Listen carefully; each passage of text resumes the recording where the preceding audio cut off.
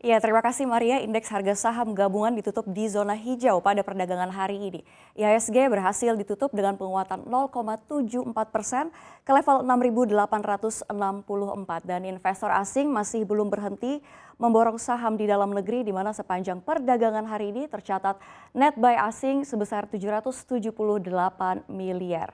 Dan kali ini memang kita lihat di tengah masih tentang peperangan antara Rusia dan Ukraina, kita lihat 11 sektor yang ada di bursa. Kita lihat ada properti dan real estate, ini yang menjadi menguat gitu 3,89%, lalu ada transportasi dan logistik menguat di 3,13%, lalu ada perindustrian yang menguat 1,52%, dan yang paling terkoreksi ada bahan baku yang terkoreksi 1,04%.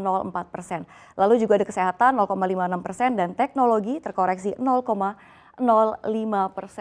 Dan berhasilnya IHSG ke zona hijau bisa dianggap sebagai respon positif pasar terhadap gencatan senjata Rusia selain fundamental pasar domestik yang masih kuat turut menopang daya tarik investor.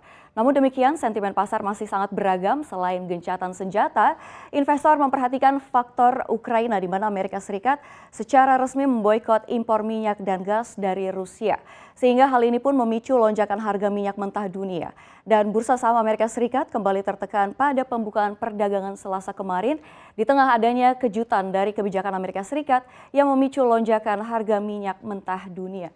Dan kita lihat bursa Amerika ada Dow Jones Average yang melemah di 0,56%, ada Nasdaq yang melemah 0,28% dan S&P 500 yang melemah 0,72%. Dan harga minyak mentah acuan Amerika Serikat yakni West Texas Intermediate atau WTI melompat 4% menjadi 124 US dollar per barrel setelah dilaporkannya bahwa pemerintah Amerika Serikat menyiapkan aturan yang melarang impor minyak asal Rusia.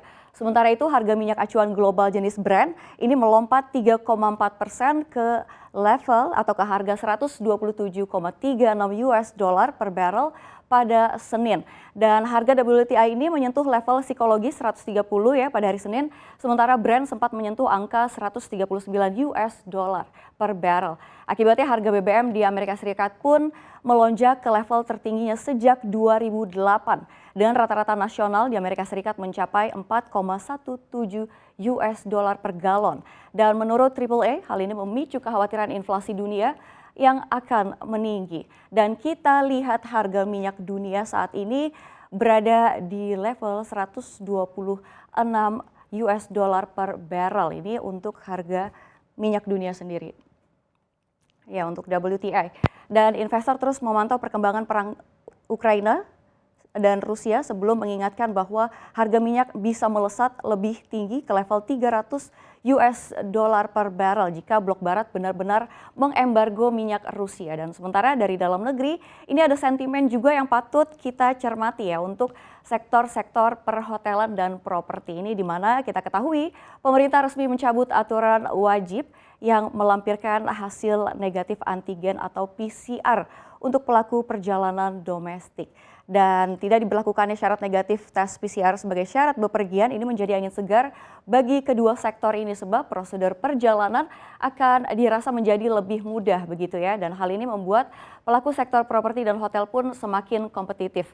Dan kita lihat saham-saham di kedua sektor ini setelah diberlakukan ya aturan ini, ada Summarecon Agung yang terapresiasi 13,38, lalu ada Panorama Sentra Wisata yang menguat 11,29%, ada Pakuwon Jati yang menguat 8,37%, lalu Bumi Serpong Damai yang menguat 7,98%.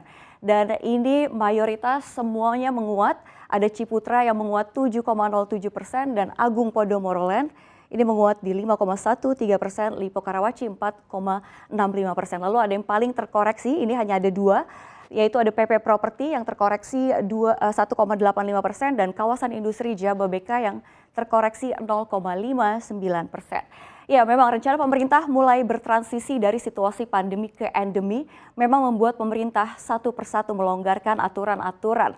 Namun sekali lagi langkah yang diambil pemerintah ini merupakan uji coba yang akan terus dievaluasi berkali-kali ke depannya gitu. Untuk itu tetap patuh pada prokes dan ingat COVID-19 masih ada di sekitar kita.